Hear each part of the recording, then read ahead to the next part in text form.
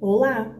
No tema de hoje eu venho falar sobre hipersensibilidade na criança dentro do espectro autista. A hipersensibilidade, ela é uma característica muito comum na criança dentro do espectro autista.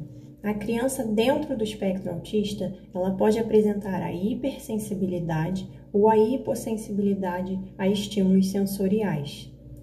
Ou seja, os seus sentidos podem captar mais ou menos informações sensoriais. Entretanto, cada criança é única.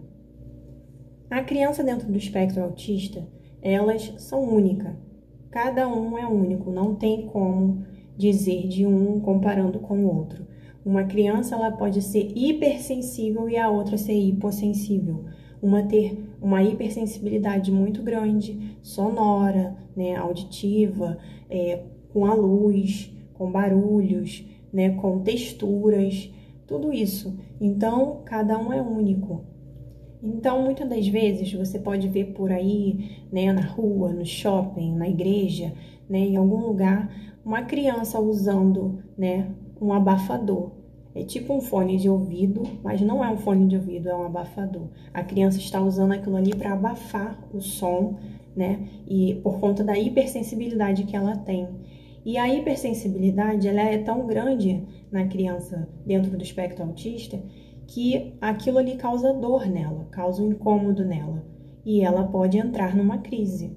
Então, a criança dentro do espectro autista, ela tem uma hipersensibilidade que, se você falar alto com ela, é mais ou menos uma sensação como se você estivesse agredindo ela, Isso serve para o toque, isso serve para a visão, A sensação que a criança tem é como se a gente estivesse agredindo ela. Então, tudo para criança autista tem que ser menos, É questão da visão, da audição, de barulho, tudo isso, porque é como se fosse uma sensação de você estar agredindo ele.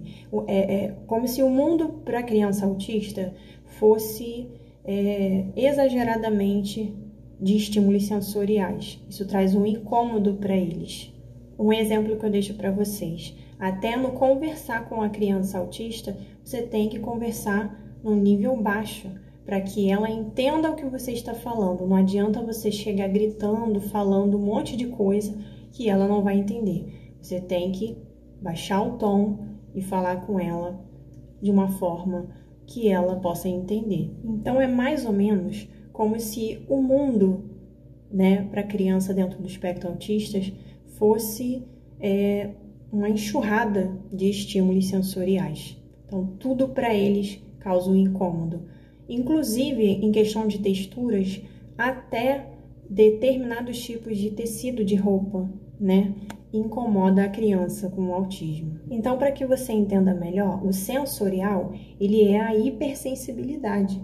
Por isso, quando você for falar com uma criança autista, você tem que falar num tom baixo com ela, de uma forma que ela vai entender. Muitas das vezes você vê uma criança autista, alguém falando com ela e ela se balançando, se jogando, É porque aquilo está entrando como se fosse agulhas nela. Aquilo traz uma agonia nela por conta dos estímulos sensoriais. Então, por isso, você tem que falar baixo, de uma forma que ela entenda, para que não venha ocasionar ali ela entrar numa crise.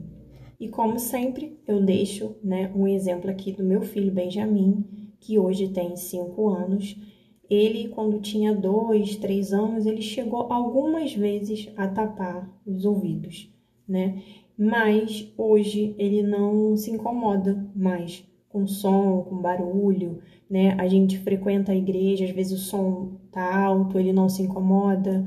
Já frequentamos lugares com som alto, ele não reclamou. Então, assim, nenhum é igual ao outro, Tem autistas que vai ter a hipersensibilidade, outros que vai ter a hipossensibilidade. Por isso, muitos usam, o abafador por conta dos estímulos sensoriais. Outros já vai ter uma dificuldade com textura, com a luz, Vai de cada um. Como sempre, eu deixo uma dica aqui para vocês. A criança que tem hipersensibilidade, é muito importante fazer musicoterapia, porque a criança acaba desenvolvendo essa capacidade, dela entender melhor, né, esses estímulos sensoriais. Então, o próprio organismo vai encontrando um meio, né, de se adaptar a essa variedade de estímulos. Por isso, a importância da criança fazer terapias, né? Eu sempre enfatizo isso. E no caso da hipersensibilidade, muito importante mesmo que a criança faça musicoterapia. Então, finalizo por aqui o meu vídeo sobre hipersensibilidade na criança dentro do espectro autista. Se você ficou com alguma dúvida, pode me chamar, pode perguntar que eu respondo. E é isso. Fiquem com Deus e até a próxima!